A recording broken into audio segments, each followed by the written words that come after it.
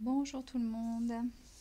Alors pour aujourd'hui, on va partir un peu au pays des rêves et je vais vous lire cette belle histoire, La gardienne des rêves, écrit par Christos et illustré par Isalie.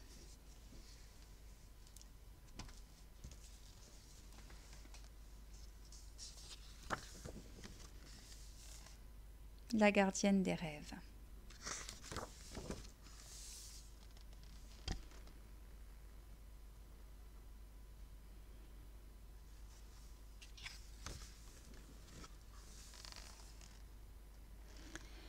C'était un après-midi d'automne. Aiko se promenait avec sa maman. « Je n'ai pas rêvé cette nuit, maman, dit-elle brusquement. « Tu sais, on rêve toutes les nuits, la rassura sa maman. Mais on ne se souvient pas toujours de ses rêves. C'est terrible.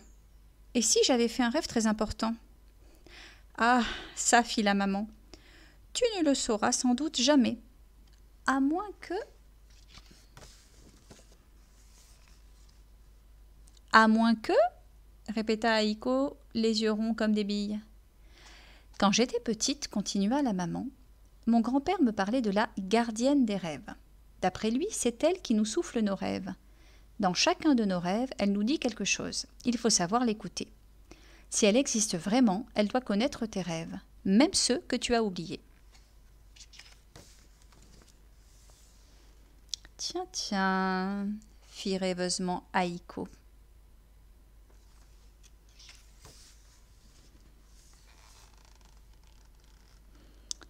La nuit venue, Aiko décida d'attendre. Elle attendit toute la nuit. Elle ne vit pas la gardienne, ni cette nuit-là, ni la suivante.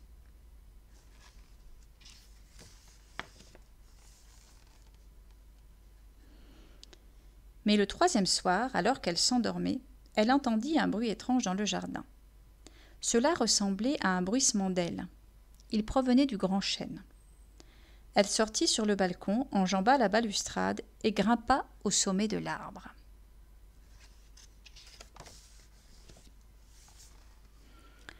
Là, à travers les branchages, elle vit une femme courir dans le ciel. Elle sautait d'étoile en étoile. « Vous êtes la gardienne des rêves » lui cria Aiko. L'autre stoppa sa course dans un rayon de lune. « Es-tu réelle, petite fille? Où t'es-tu échappée d'un rêve ?»« Je suis Aiko, bredouilla-t-elle. Aiko, répéta la gardienne. Je connais tes rêves, de beaux rêves. Que fais-tu dehors si tard? Tu devrais être au lit et rêver.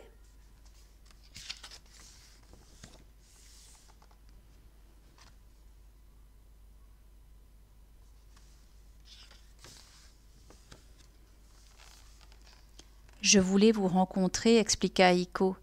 Je voudrais savoir ce que deviennent les rêves que j'oublie. Ces rêves-là, je les offre, expliqua la gardienne, à ceux qui ne savent plus rêver ou qui n'ont plus le temps de le faire. Eux aussi ont droit à leur part de rêve, tu ne crois pas?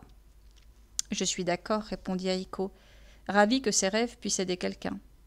La gardienne s'approcha. Tu aimerais voir à qui j'ai offert le dernier rêve que tu as oublié? Ah, oui, s'écria Aiko. Alors viens. La gardienne s'élança.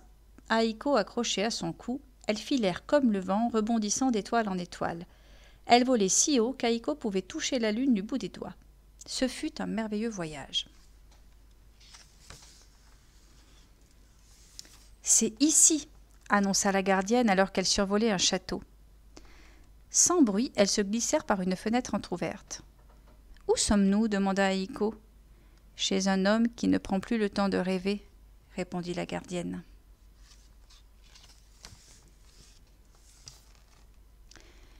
C'était une chambre richement décorée. Couché sur un grand lit, un homme ronflait. Au-dessus de sa tête défilaient des images. Elles semblaient sortir de ses oreilles. « Regarde, Aiko, il rêve. C'est ton dernier rêve. Un rêve d'eau. »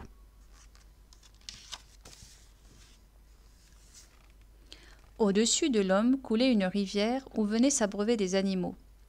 On entendait le glou-glou de l'eau, c'était apaisant. L'homme ronflait doucement. Un sourire épanoui illuminait son visage.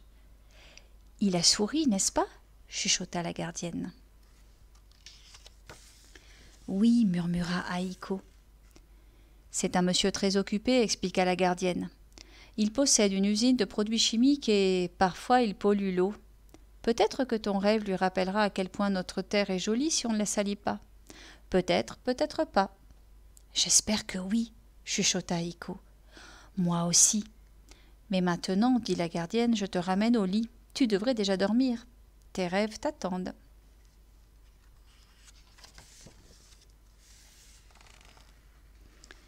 Elle prit Haïko dans ses bras.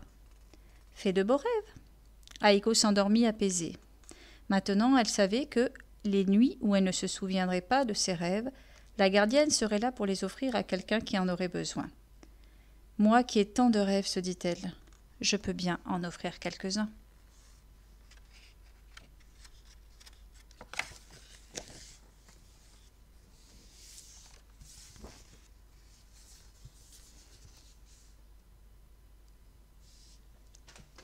Et bien, faites également de beaux rêves.